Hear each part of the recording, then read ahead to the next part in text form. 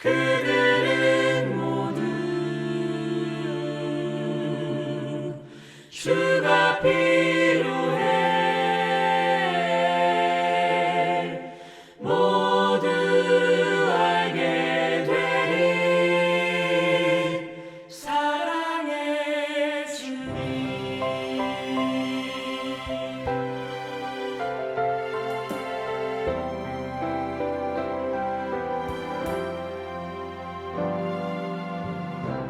매일 스치는 사람들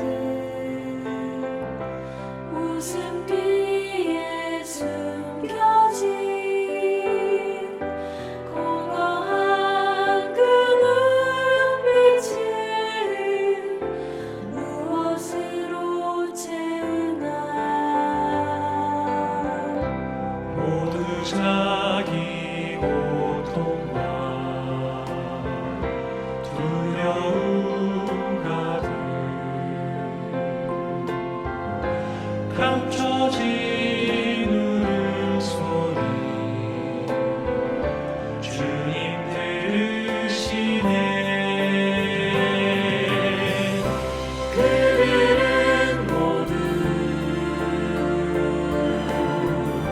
주가 필요해.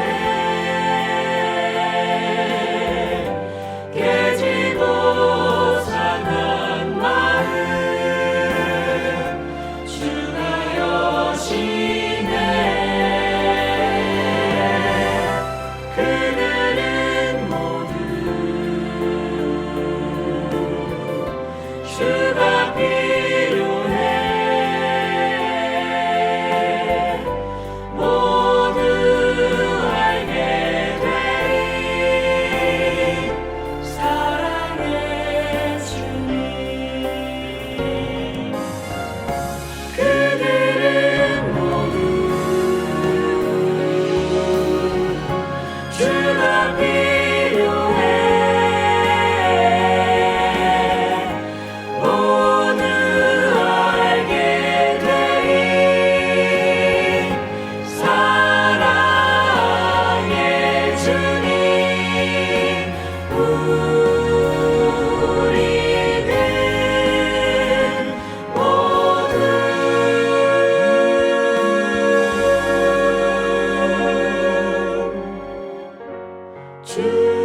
주가 필요해.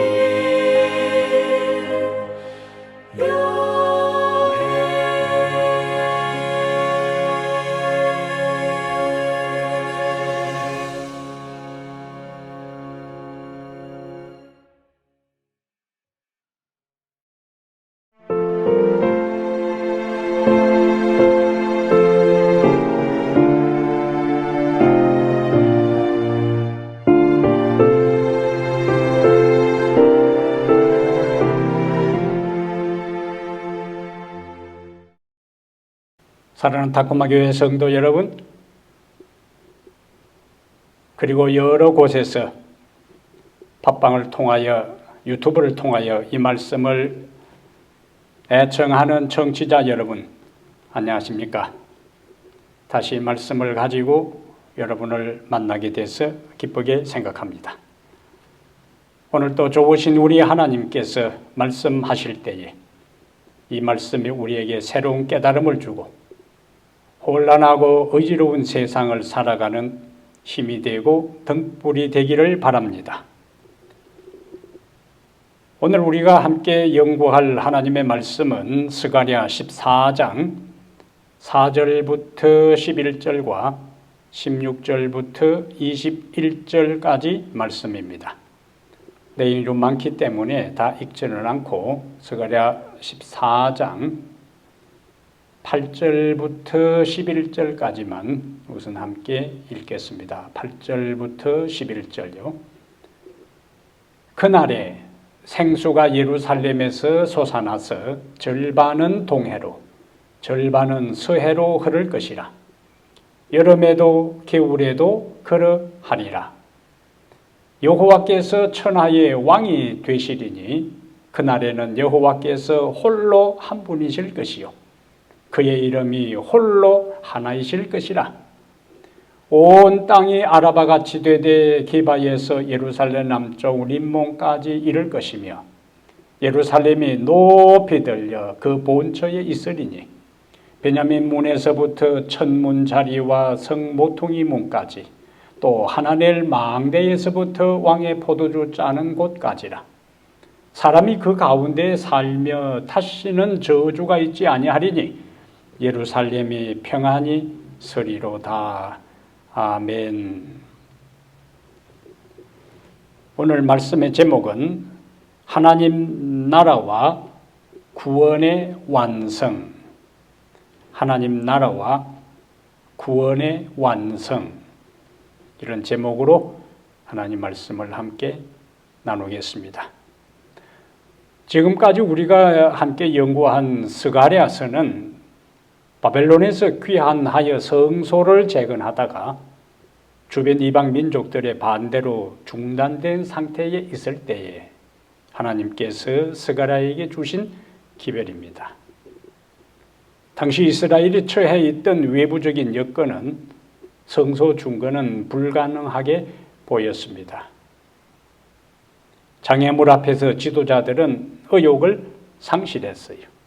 백성들은 용기를 잃고 성전 재건 사업에 매진하는 대신에 자신들의 집을 건축하는 쪽으로 방향을 돌리게 됩니다. 이때에 하나님께서 스가랴 선지자를 통해 그들의 현실적인 문제를 넘어 종말론적으로 하나님 나라의 완성과 하나님 백성들의 최종 구원에 대한 놀라운 미래의 비전을 계시해 주셨습니다. 오늘 본문은 그러한 스가랴서 전체의 결론입니다. 우리가 인류 역사를 보면 많은 경우에 하나님의 백성들은 고난을 당하고 악이 득세하고 악인들은 오히려 번영한 것을 보게 돼요. 하지만 오늘 본문은 그러한 지금까지의 세상의 역사가 끝나고 여호와가 천하의 왕으로 통치하는 하나님의 나라가 건설되고 구원받은 의인들이 그곳에서 그분을 경배하면서 사는 아름다운 미래를 예언하고 있습니다. 그렇다면 하나님 나라는 어디에 건설되는가? 첫째로 우리가 던질 질문은 하나님의 나라는 어디에 건설되는가? 일반적으로 우리가 신앙생활을 하면서 우리는 하늘에 가서 영원히 살게 된다, 하늘에 가기를 원한다 하는 말을 자연스럽게 사용을 합니다. 그러나 엄밀하게 우리가 성경적으로 보면은 우리가 하늘에 가서 영원히 사는 게 아닙니다. 그러면 하나님의 나라는 어디에 최종적으로 건설되는가? 그것에 대한 것들이 오늘 본문의 말씀입니다. 하나님 나라는 이 땅에 건설돼요.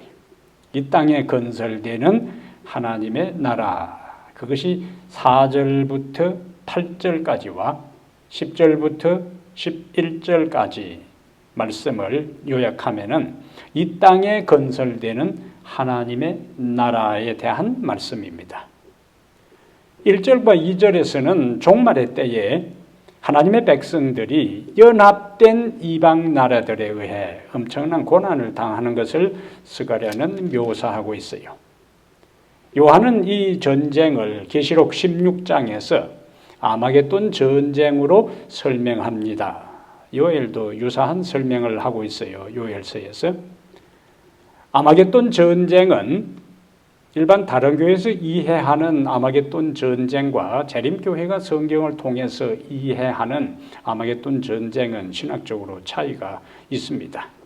간단하게 요약하면은 아마겟돈 전쟁은 예수님 재림 직전에 사탄의 충동을 받은 세상의 모든 종교적 세력과 정치 권력이 연합하여 하나님께 충성한 남은 무리를 제거하기 위한 선악의 최후의 결전이 아마겟돈 전쟁입니다.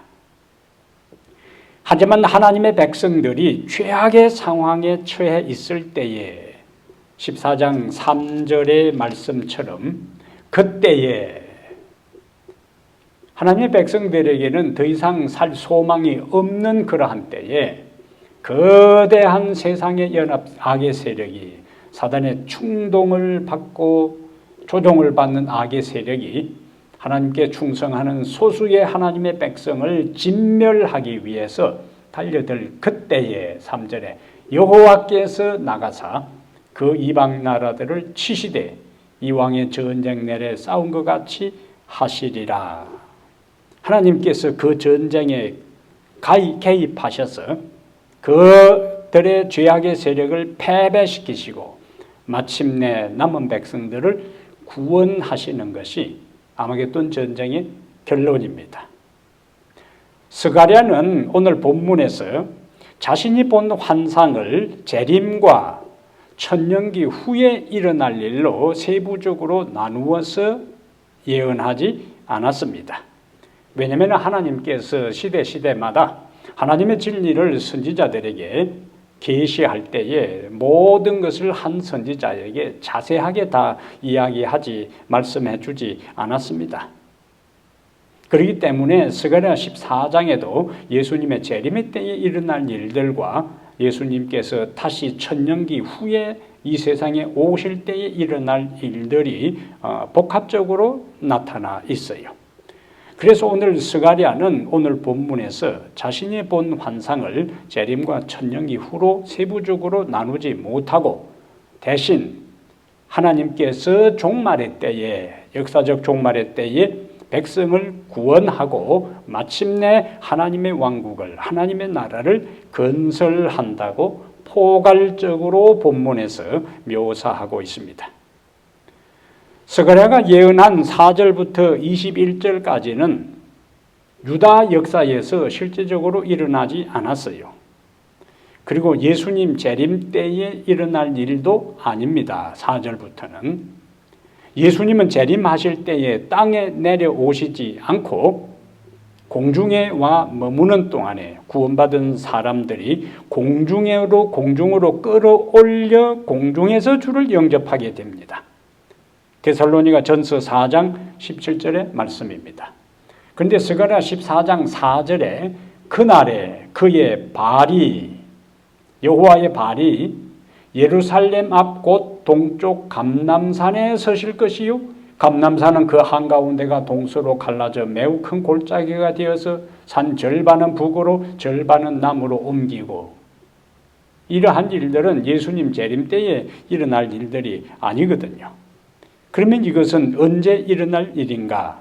앞에서 이야기한 것처럼 예수님께서 재림하실 때는 그의 발이 땅에 닿지 않습니다. 그러니까 4절의 말씀은 재림의 때에 일어날 일이 아니라는 결론에 우리가 이르게 되는 겁니다. 이것은 4절과 5절은 예수님께서 1000년 후에 구원받은 성도들과 함께 다시 이 지구로 오실 것인데 그때에 일어날 일을 4절과 5절에서 설명하는 겁니다. 이러한 것들을 엘렌 G. 화이트는 대쟁투 663페이지에 이렇게 진술하고 있어요. 그리스도께서는 부활하신 후 성천하신 곳이며 천사들이 재림의 약속을 되풀이한 장소, 사도행전 1장에 나오는 이야기지요. 곧 감람산 위에 내려오신다.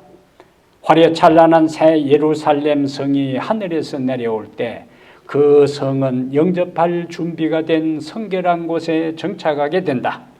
그리고 그리스도께서는 당신의 백성들과 천사들과 함께 그 거룩한 성으로 들어가신다. 이렇게 설명을 하고 있습니다. 요한도 계시록 21장 2절과 10절에서 계시록 21장 2절과 10절에서 거룩한 성 새 예루살렘이 하나님께로부터 하늘에서 내려오는 것을 보게 됩니다. 그 하나님께로부터 하늘에서 내려오는 요한이 계시 중에 본 바로 거룩한 성 새 예루살렘이 어디로 오는가? 바로 감람산에 오는 겁니다.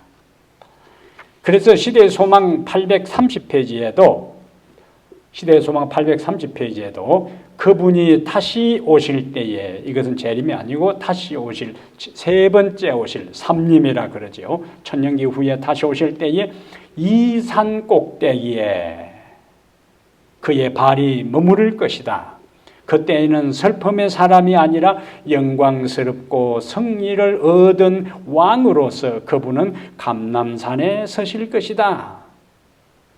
그러므로 14장 4절과 5절에 그날에 그의 발이 예루살렘 앞곳 감람산에 서실 것이고, 그 다음에 그것이 동서로 갈라져 큰 골짜기가 생기는 이와 같은 대격변의 역사는 예수님께서 천년기 후에 오실 때에 일어날 일이고, 그 동서로 갈라진 그 공간에 하늘의 예루살렘이 내려온다는 사실을 우리가 확인할 수가 있습니다.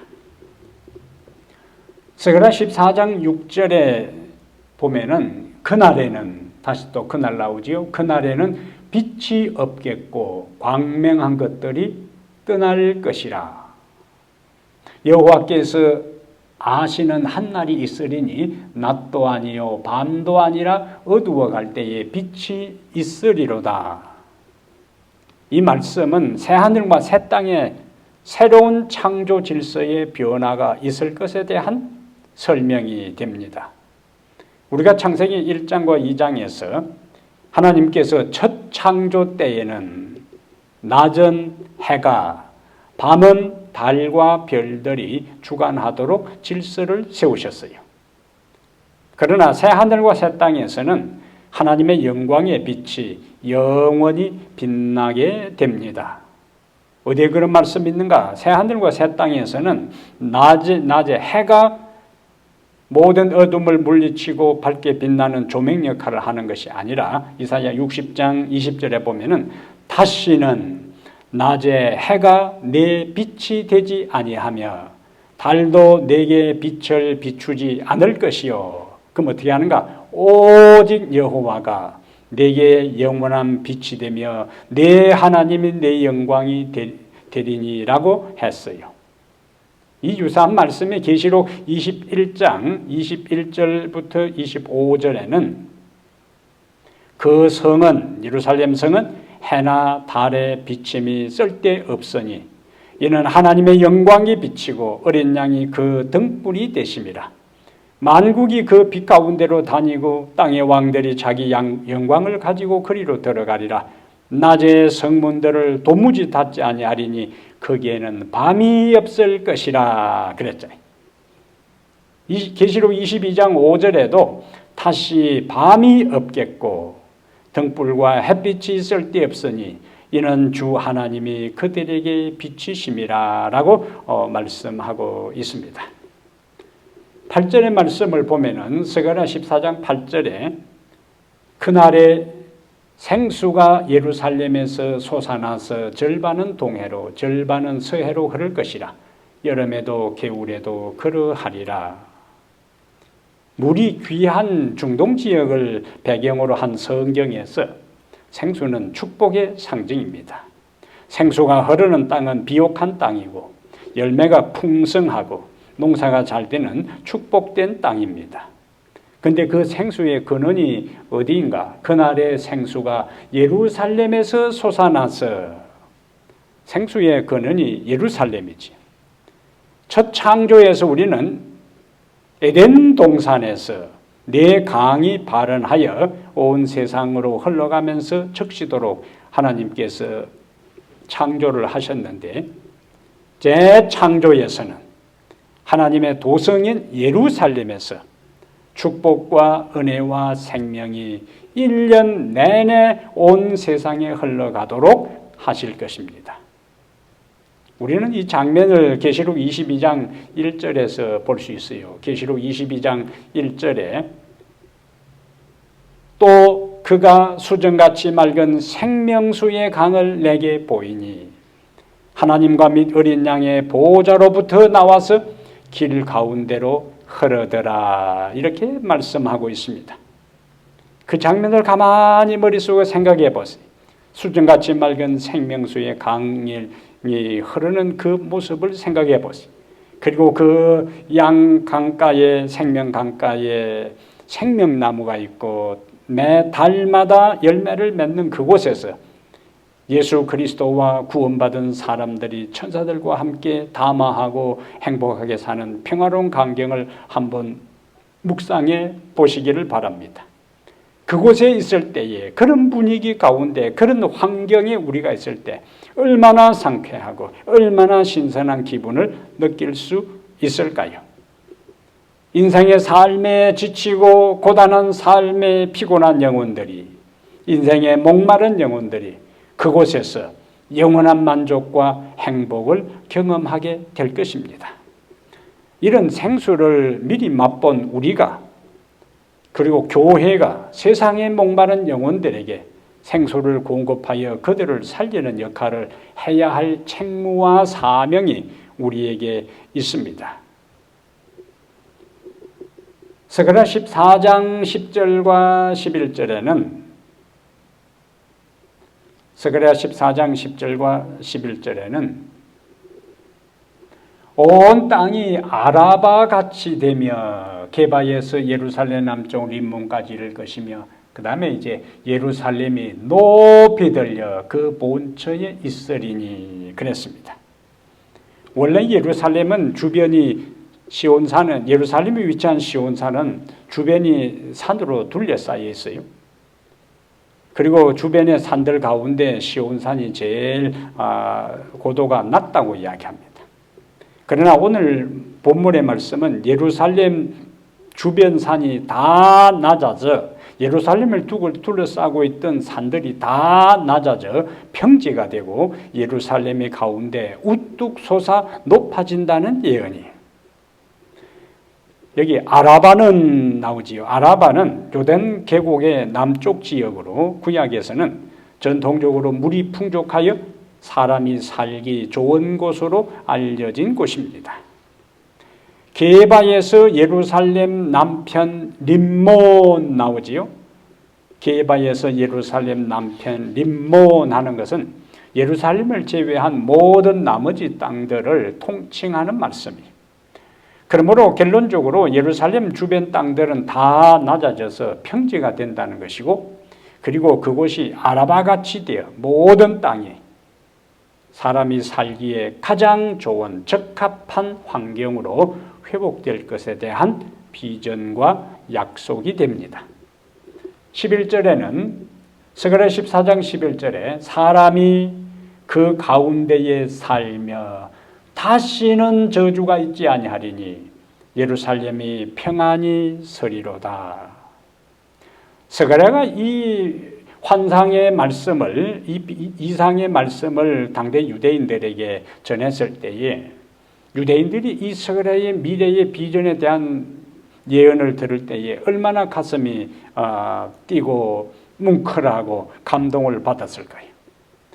그들은 역사 속에 수없는 전쟁을 치렀고 주변에 크고 작은 강대국들이 틈만 나면 호시탐탐 유다를 정복하기 위해서 공격했고, 그들의 가족도 그들의 재산도 수없이 약탈당하고, 또 결국에 지금 스가랴가 이 예언을 하기 전까지 그들은 바빌론의 포로로 가서 서러운 인생을 산 사람들입니다. 그러나 이제 예루살렘이 더 이상 이방 나라에 의해서 침략을 받지 않고 우뚝 솟은 가운데 예루살렘 성 안에 여호와를 왕으로 모시고 사는 그들은 이제 절대 안전한 경험을 할 수 있게 될 것이라는 스가랴의 미래의 예언은 이스라엘 백성들을 한없이 감격하게 하고 하나님께 찬양과 영광을 돌리게 했을 것입니다. 예루살렘, 그의 이름은 평화의 도시입니다. 이름 그대로 다시는 저주가 없을 것이며 침략이 없을 것이며 전쟁이 없을 것이며 가난이 없을 것이며 눈물이 없을 것이며 고통이 없을 것이며 질투와 살인과 사기와 온갖 죄들이 전혀 없는 평화의 도시, 그 이름값을 하는 그러한 곳이 될 것이라는 예언이 11절에 사람이 그 가운데에 살며 다시는 저주가 있지 아니하리니 예루살렘이 평안히 서리로다. 그렇게 말씀을 하셨어요.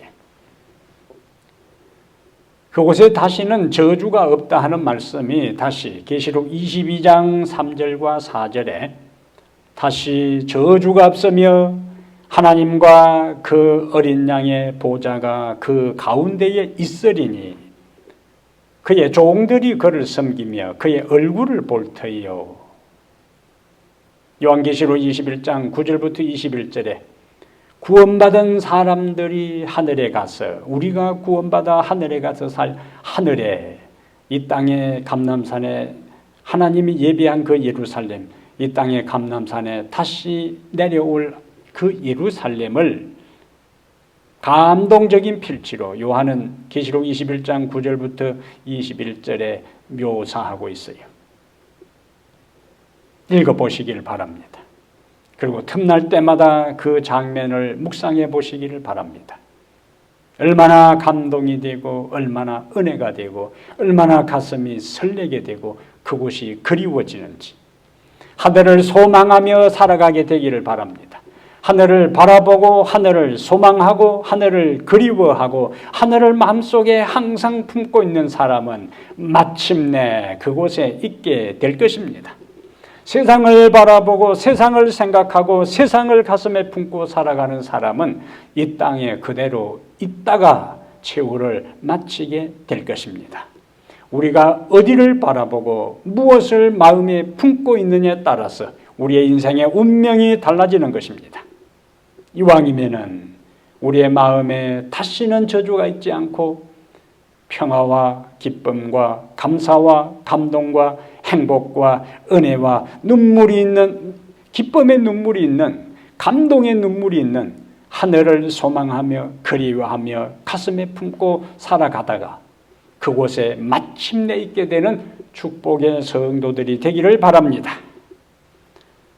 두 번째 우리가 생각할 것은 하나님의 나라는 이 땅에 하나님의 나라가 건설된다면 하나님의 나라는 누가 왕이 되는가? 왕국은 왕이 있어야 되는데 누가 왕이 되는가? 스가랴 14장 9절에 여호와께서 천하의 왕이 되시리니 한 유대 나라의 왕도 아니요 천하의 왕이 되시리니 그날에는 여호와께서 홀로 한 분이실 것이요 그의 이름이 홀로 하나이실 것이라. 우리가 지금까지 스가랴서를 연구를 해왔는데요. 스가랴서에서 메시아의 대망 사상은 메시아를 소망하고 기다리는 사상은 단계적으로 전개됩니다. 스가랴서에서 메시아를 한 번의 메시아의 전체적인 모습을 묘사하는 것이 아니고 한 면 한 면 단계적으로 메시아를 소개하고 있어요. 스가랴 9장 9절에서는 나귀를 타는 겸손한 메시아의 모습을, 스가랴 11장 10절부터 14절에는 배반당하는 메시아의 모습을, 스가랴 12장 10절에서는 찔림을 당하는 메시아의 모습을, 스가랴 13장 7절에서는 죽임을 당하는 메시아의 모습으로 묘사되었어요. 다 배반당하고 찔림을 당하고 마침내 죽임을 당하는 메시아의 모습으로 13장에서 스가랴서가 끝났다면 우리에게는 희망이 없는 겁니다. 그러다가 14장 오늘 본문 14장 3절과 5절에서 여호와의 날에 하나님이 주도하는 날이 여호와의 날이라는 것은 여호와께서 주인이 되고 여호와께서 주도하시고 아무도 하나님께서 하신 일을 막을 수도 없고 방해할 수도 없고 중단시킬 수도 없는 전적인 권한과 권세와 능력이 여호와께 있는 날이 바로 여호와의 날이에요. 그 여호와의 날에 여호와께서 친히 임하셔서 최후의 심판과 구원을 베푸시는 모습을 말씀하고 있습니다. 동일한 여호와의 날이지만은 악인들에게는 심판과 파멸과 좌절과 통곡과 눈물과 죽음의 날이요. 동일한 여호와의 날이지만은 구원받은 의인들에게는 감사와 기쁨과 은혜와 찬양과 행복의 날이 여호와의 날이. 그 여호와가 새하늘과 새 땅을 창조하시고 드디어 14장 9절에 여호와께서 천하의 왕이 되시리니 더 이상 도전하는 존재가 없어요. 그날에는 여호와께서 홀로 한 분이실 것이요 그의 이름이 홀로 하나이실 것이라. 이 여호와가 누구인가? 유다서 1장 4절에 홀로 하나이신 주제 곧 우리 주 예수 그리스도라고 했습니다. 계시록 17장 14절에는 저희가 어린 양으로 더불어 싸우려니와 어린 양은 만주의 주시요 만왕의 왕이시라고 했습니다. 바로 어린 양 예수 그리스도가 만주의 주요 만왕의 왕이 되십니다. 바로 예수 그리스도세요. 다니엘 7장 27절에는 모든 권세 있는 자들이 다 그를 섬기며 복종하리라고 했습니다. 그리스도가 모든 원수를 정복하고 천하의 왕이 될 것이고 모든 무릎이 그 앞에 꿇게 될 것입니다.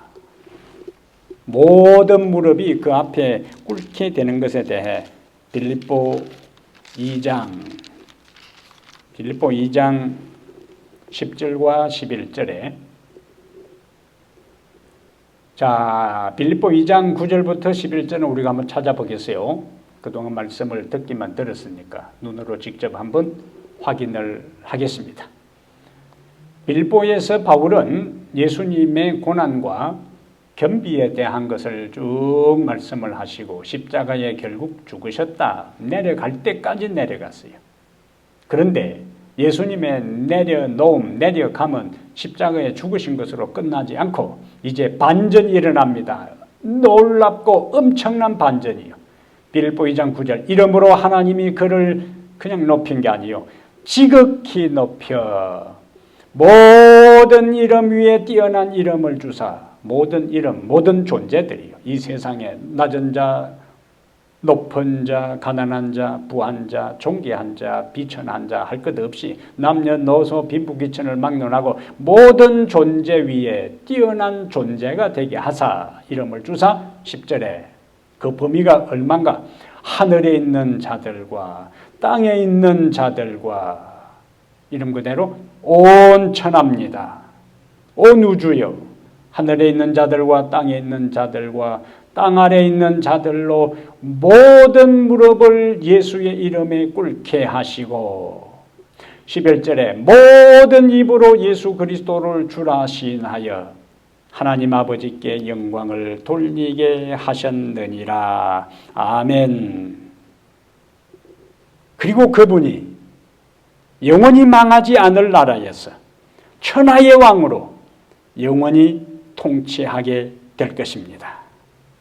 어차피 모든 무릎이 그 앞에 꿇을 것이고 모든 입이 주님을 주로 만주의 주로 만왕의 왕으로 온 우주의 통치자로 고백할 것이라면은 심지어 사단도 최후의 심판의 때에 그분 앞에 무릎을 꿇고 하나님은 사랑이시고 하나님은 공의롭다고 고백하고 하나님의 심판에 의해서 한 줌의 죄로 소멸되고 말 것입니다.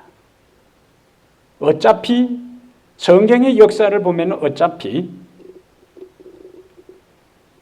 지금 무릎을 꿇든지 마지막 심판의 때에 하나님 앞에 예수님 앞에 무릎을 꿇고 하나님께 우주의 왕으로서 그것을 고백하고 최후를 마치든지 어차피 무릎은 단 한 번이라도 꿇게 되어 있습니다. 그렇다면 지금 그 앞에 무릎을 꿇고 지금 그 앞에 무릎을 꿇고 예수 그리스도가 나의 주요 나의 왕이 되시고 나의 구원자가 되신다는 것을 고백하게 될 때는 영광의 그날에서는 그리스도와 함께 보좌에 앉아서 우주를 통치하는 영광의 자리에 있게 될 것입니다. 그러나 지금 그 앞에 무릎을 꿇지 않고, 지금 예수님을 왕으로 고백하지 않고, 지금 그분을 주님으로 구원자로 인정하고 고백하지 않는 자들은 마지막 심판의 때에 최후의 시간을 맞이하기 전에 어쩔 수 없이, 선택의 여지 없이 입으로 주님을 우주의 주님으로, 왕으로, 온 천하의 왕으로 인정하고 무릎을 꿇고 최후를 마치게 될 것입니다. 그렇다면 여러분, 그때에 가서 무릎 꿇는 것은 무릎 꿇고 멸망당하는 것이니까 어차피 한 번 무릎 꿇을 것이라면 지금 주님 앞에 무릎을 꿇고 나의 왕으로, 나의 구원자로, 나의 메시아로 고백하며 그분을 높이며 살아가기로 다시 한번 결심하게 되기를 바랍니다. 그렇다면 세 번째 우리가 마지막으로 정리할 것은 하나님 나라의 정체성은 무엇인가? 하나님 나라의 정체성은 무엇인가? 그것은 구원받은 사람들이 예수님을, 여호와를 왕으로 고백한 사람들이 뭘 하는가? 구원받은 사람들이 하나님께 경배한다. 구원받은 사람들이 하나님께 경배한다. 이것이 하나님 나라의 정체성이에요. 하나님 나라의 성격입니다. 하나님 나라의 모습이에요. 하나님을 왕으로, 천하의 왕으로 고백한 사람들이 그 왕을 섬기는 것이 뭐냐? 하나님께 경배하는 거예요. 그래서 16절부터 21절에 그 사상을 요약하면, 스가랴 14장 16절부터 21절까지를 요약하면 하나님 나라의 정체성, 구원받은 사람들이 하나님께 경배한다 하는 주제를 우리가 요약할 수 있겠습니다. 16절부터 21절은 스가랴서의 총결론이면서 하나님 나라의 정체성을 강조합니다. 마지막 그날에, 스가랴 14장에 반복해서 나오는 그날에 하나님의 원수들은 심판을 받습니다. 그러나 그 중에 남은 자들은 예루살렘에서 왕이신 만군의 여호와께 경배하게 될 것입니다. 하나님 나라의 정체성은 왕이신 하나님을 경배하고 그분을 섬기는 나라입니다. 그런데 우리가 본문을 16절부터 21절 본문을 보면은 경배하는 것이 세 번이나 초막절과 연결되어 있습니다. 무슨 절기요? 이스라엘의 절기가 6월절이 있고 오순절이 있고 초막절이 3대 절기인데 그 세 번째 절기가 초막절이. 그런데 경배를 이야기하면서 우선 16절 보세요. 예루살렘을 치러왔던 이방 나라들 중에 남은 자가 해마다 올라와서 그 왕 만군의 여호와께 경배하며 초막절을 지킬 것이라. 초막절이 나오지. 18절에도 여호와께 초막절을 지키러 올라오지 아니하는 하면서 또 초막절. 19절에도 애굽 사람의 이방 나라 사람이 초막절을 지키러 올라오지 아니할 때 반복해서 초막절을 지키는 거 하고 경배하고 연결되어 있어요. 그러면은 구약 시대의 초막절은 이스라엘 역사에서 광야에서 하나님께서 그들을 보호하시고 그들을 애굽에서 구원하신 다음 그들을 보호하시고 피로를 채워주신 것을 기념하여 지키는 절기가 초막절입니다. 장막절이라고도 해요. 레위기 23장 42절과 43절에 나오는 말씀이, 다른 데에는 이 초막절이 수확을 감사해서 하나님께 절기를 지키는 것으로 나오는데 오늘은 광야에서 그들을 구원하시고 보호하시고 피로를 채워주셨다 하는 의미에서 초막절과 연결해서 보는 겁니다. 우리가 왜 하나님을 경배하는가? 왜 우리가 하나님께 감사하고 찬양하는가? 그분이 우리를 창조하셨고, 창조한 그분이 우리를 구원하셨고, 구원하신 그분이 우리의 일상의 삶에서 우리를 보호하셨고, 우리를 보호하신 그분이 우리의 삶의 필요를 매 순간순간 채워주시는 분이기 때문에 우리는 그분을 찬양합니다. 우리는 그분의 이름을 높입니다. 우리는 그분 앞에 무릎을 꿇는 겁니다. 우리는 그분을 경배하는 겁니다. 사랑하는 여러분, 우리를 구원하신 여호와, 우리를 보호하신 여호와, 우리의 필요를 채우시는 여호와를 기억하고 지금부터 그분을 참으로 진실과 온 영을 다하여 진리에 기초하여 경배하는 매일매일의 삶이 되기를 바랍니다. 그때 우리는 하늘에서도, 그리고 천년 동안 하나님을 경배하다가 이 땅에 영원한 하나님의 나라가 이 땅에 건설될 때 이곳에서 우리는 다시 하나님을 경배하는 그 무리에 있게 될 것입니다. 스가랴 14장 20절과 21절에는 특이한 내용이 있습니다. 얼핏 읽으면은 이것이 무슨 의미인가 하는 의아심을 갖게 하는 말씀이 스가랴 14장 20절부터 21절입니다. 그날에는 또 나오죠. 말방울에까지 여호와께 성결이라 기록될 것이라. 여호와의 전에 있는 모든 솥이 제단 앞 주발과 다름이 없을 것이니 예루살렘과 유다의 모든 솥이 만군의 여호와의 성물이 될 것인즉 제사 드리는 자가 와서 이 솥을 가져다가 그것으로 고기를 삶으리라. 여기 솥단지 이야기를 하고 있어요.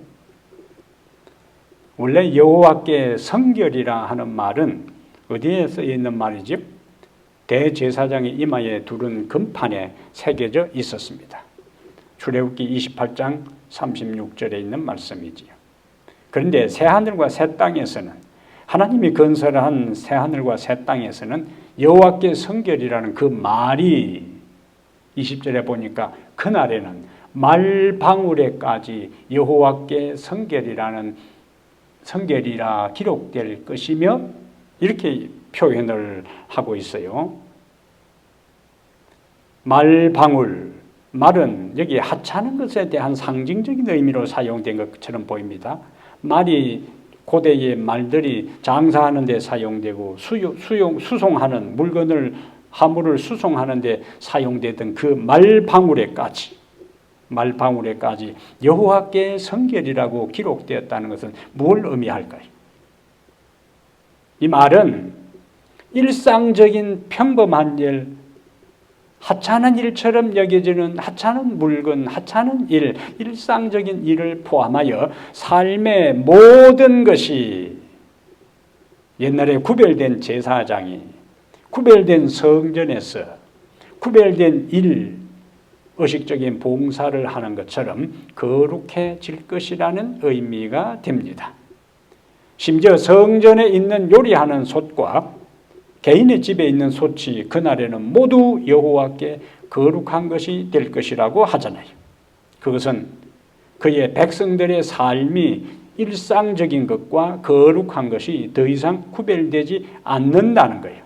왜냐하면 이미 하나님이 거룩하시고 하나님께서 모든 죄를 제거하셨고 악인들은 다 심판을 받아 소멸되었고 사탄과 그의 악한 졸개들은 다 진멸되었기 때문에 이제는 하나님이 거룩하고 하나님이 창조한 세상이 거룩하고 모든 죄의 문제를 예수 그리스도의 보혈로 깨끗이 정결함을 입은 자들이 하나님을 섬기기 때문에 더 이상 성과 속, 거룩한 것과 거룩하지 않은 것을 구별하지 필요도 없고 구별되지도 않는다 하는 이야기입니다.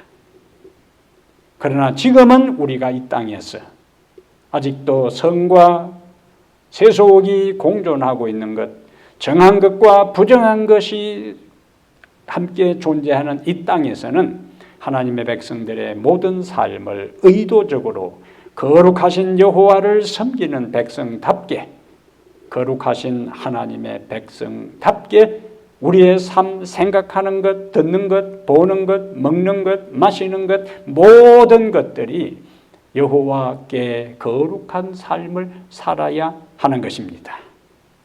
그래서 바울은 고린도전서 10장 31절에 우리가 먹든지 마시든지 무엇을 하든지 다 하나님의 영광을 위하여 하라. 이 땅에서 우리는 그런 거룩한 삶, 구별된 삶을 매일 매순간 연습해야 된다는 말씀인 것입니다. 그러한 연습을 한 사람이 비로소 거룩하신 하나님과 함께 거룩한 땅에서 더 이상 거룩과 속이 분리되지 않고 하나인 온전한 거룩한 영역에서 그분을 섬기고 살아가게 될 것입니다. 사랑하는 여러분, 여호와의 날, 그날은 예기치 않은 상태에서 임할 것입니다. 영적으로 준비된 자에게는 구원의 날이 될 것이고 감격의 날이 될 것이고 찬양의 날이 될 것이고 소망의 날이 될 것입니다. 그러나 여호와의 날, 그날은 준비하지 않은 자들에게는 심판의 날이 될 것입니다. 일을 가는 날이 될 것이고 통곡하는 날이 될 것이고 가슴을 치는 날이 될 것이고 후회하는 날이 될 것입니다. 지금 우리가 어떻게 살아가느냐에 따라서 그날이 우리의 운명을 좌우하게 된다는 말씀입니다. 하나님께서 하나님의 백성들이 여호와의 날을 기다리고 이 땅을 살아가는 날 동안 이런저런 어려운 지경에 처할 것이지만 인간적으로 보면은 살아날 가망성이 전혀 없는 절망적인 상황 가운데 우리가 처할 경우도 있을 것이지만 하나님께서 때가 되면 우리 개인의 역사에 인간 역사에 개입하실 것입니다. 그분이 일어나시게 되면 악을 패배시킬 것이고 궁극적으로 그분이 승리해서 하나님의 백성을 구원하실 것입니다. 그리고 이 세상을 다시 재창조하시고 천하의 왕으로 통치하게 될 것입니다. 오늘 그분을 왕으로 인정하고 그 앞에 무릎을 꿇게 되시기를 바랍니다. 오늘 그분이 베풀어 주신 은혜를 기억하며 감사하며 찬양하며 경배하게 되기를 바랍니다. 그리고 거룩하신 하나님을 섬기는 사람답게 우리의 일상의 삶이 구별된 거룩한 생활이 되어 그분의 영광스러운 나라에서 영원히 그분을 경배하고 섬기는 축복의 자녀들이 되기를 주의 이름으로 축복합니다. 온 천하의 왕이 되시는 살아계신 우리 하나님이시여, 그 아들 예수 그리스도시여, 오늘 또 우리에게 깨달음을 주시고 성령으로 은혜 충만하게 해주시는 거룩한 영이시여, 삼위 하나님께 영광과 찬양과 존귀를 돌리옵나이다.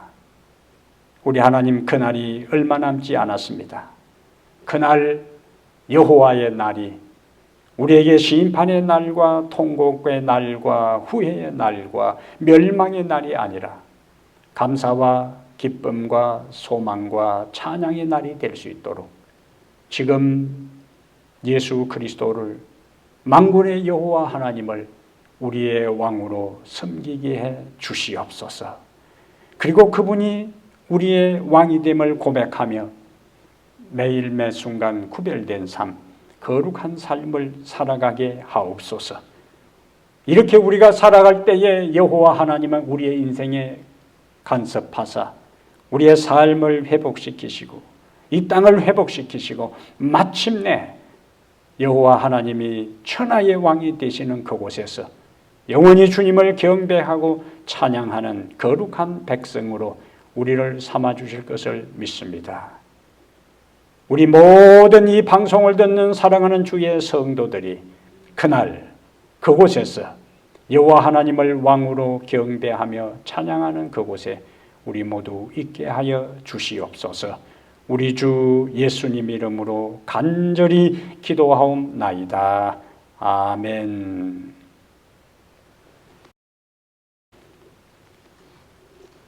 우리가 그동안 31회에 걸쳐 스가랴서를 연구해 왔습니다. 막상 연구를 시작하고 보니 재림교회에서 나온 자료는 거의 없어 연구하는 게 쉽지 않았습니다. 다른 신학자들의 연구 자료는 재림교회와 종말론이 근본적으로 다르기 때문에 별로 참고할 것이 없었어요. 난해한 본문을 붙들고 수없이 읽고 묵상하는 과정에 깨달음을 얻고 은혜를 경험했습니다. 어떤 때는 본문의 의미가 분명하게 깨달아지지 않아 고민할 때는 꿈속에서까지 그 문제로 고민하고 실험할 경우도 있었어요. 이제 오늘 드디어 32회에 걸쳐서 스가랴 14장까지 말씀의 강론을 모두 마쳤습니다. 스가랴 말씀 연구 과정에 함께하신 모든 분들께 감사를 드립니다. God bless you. 아멘.